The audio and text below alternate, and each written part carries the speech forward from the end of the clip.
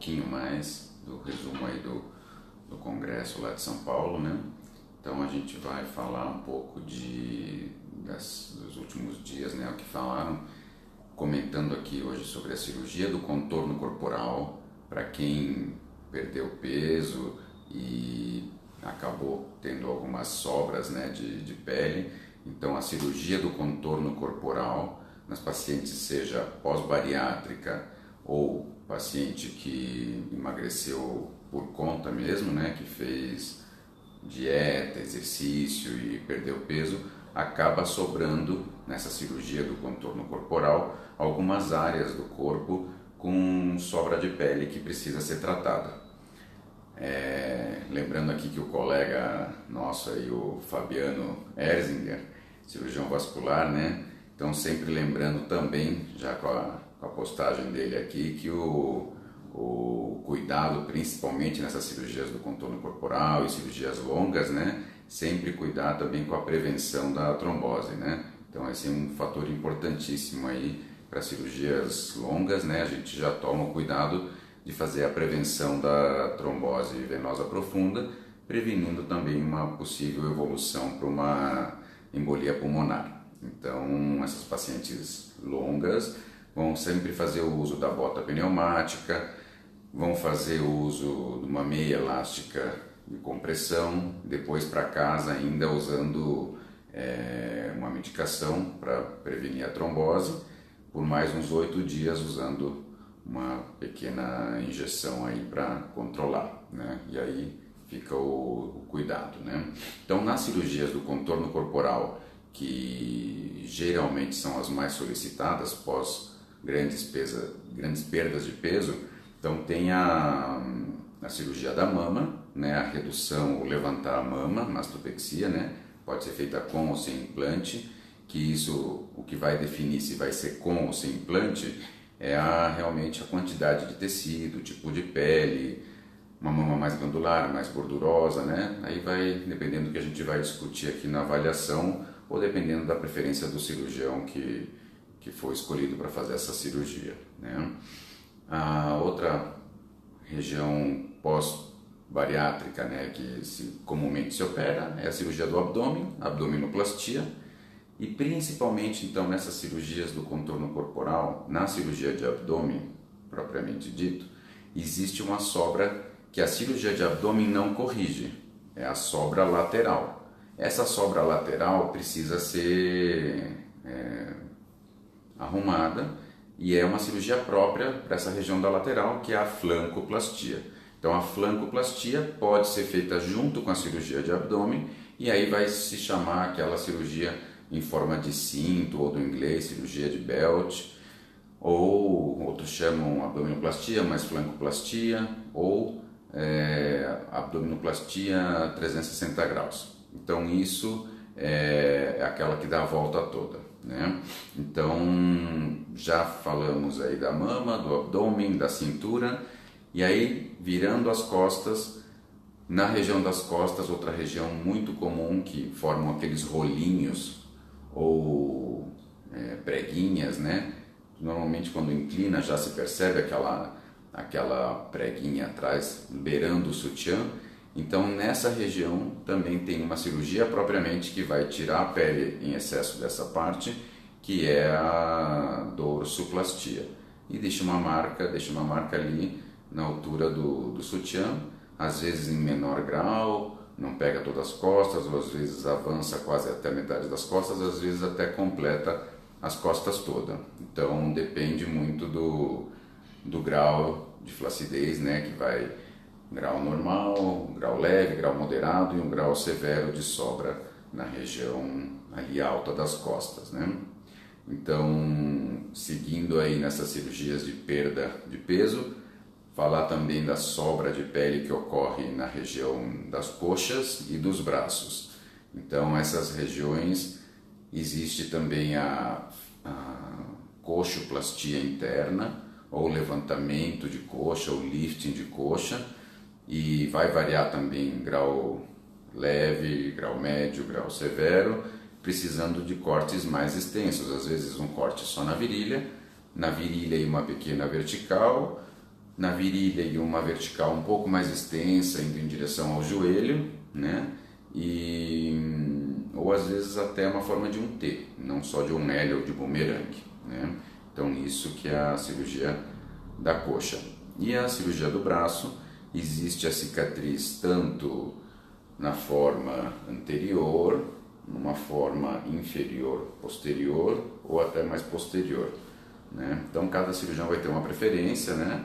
E claro, existem umas cicatrizes mais dissimuladas que outras, e principalmente nos pacientes que são pós-bariátricos, né? Ou tiverem uma perda muito severa, a qualidade da pele, às vezes uma pele muito elástica, então às vezes pode precisar, às vezes até mais de uma cirurgia para corrigir determinada área, né? Muito comum às vezes até na cirurgia de mama ocorrer, né, até um peso com implante ou a própria mama poder ceder um pouco e precisar de novo tirar novamente, né? Então cada área precisa de um atendimento, né? Muito comum também, uma cirurgia comentada também lá no congresso, a cirurgia da pub.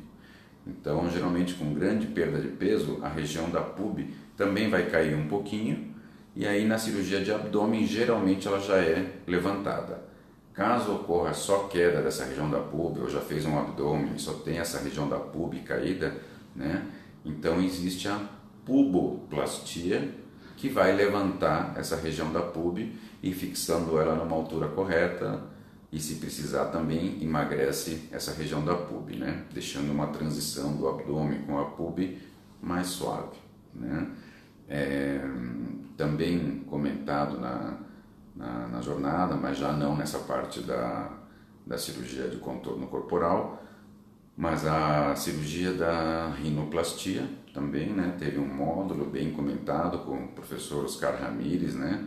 Então deu várias dicas no pós-operatório interessantes aí, e também principalmente uma dica na forma aberta, como nós fazemos a cirurgia de nariz, que é levantando a pele do nariz, que nem fosse abrir o capô de um carro, né, que é a forma aberta. E nessa forma aberta, algumas manobras interessantes para modelar mais o dorso nasal, né?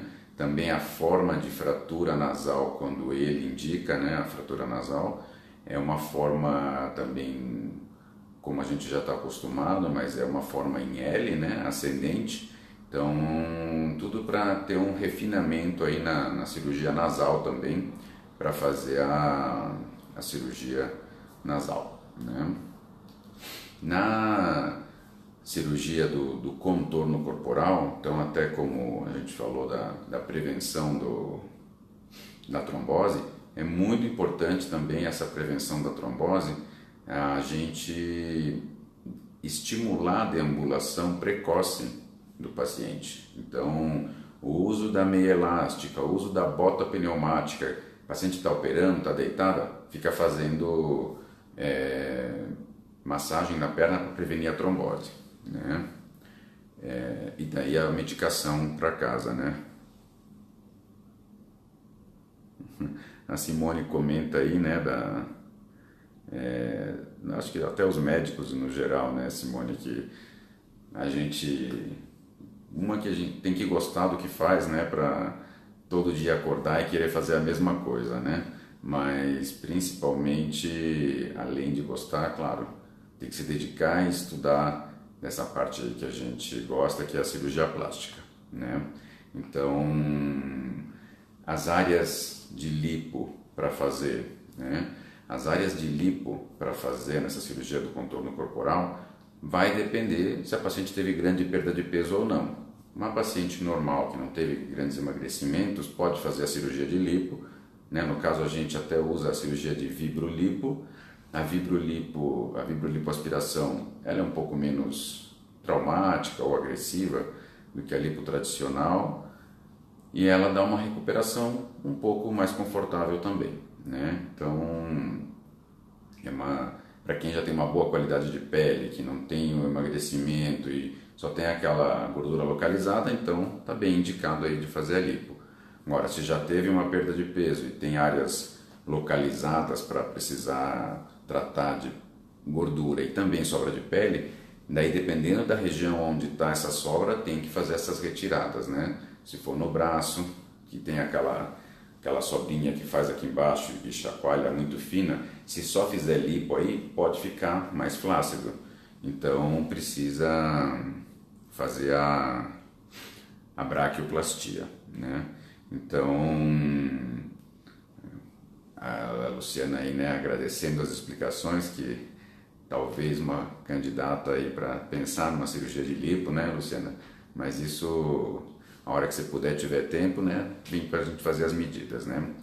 E também lembrando que comentado também na jornada a questão do cigarro, né? O cigarro também, o tabagismo é bem importante de parar para poder operar, né?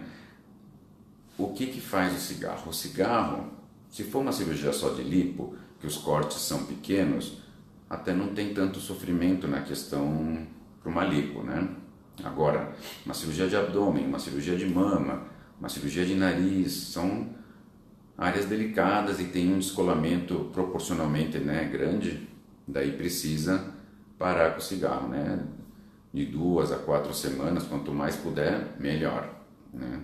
Então, o cigarro, né, a nicotina, se você fumar um cigarro ali, você já vai ter nicotina circulando para fazer vasoconstrição e piorar a circulação naquela pele, podendo dar complicações pós-operatórias, né? Então, sempre cuidar com isso. E além dessa parte propriamente técnica, né, de que a gente comentou, para cirurgia do contorno, cirurgia de nariz, né?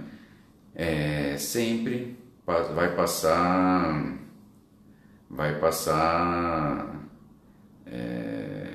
com um exame, uma avaliação com o médico, né?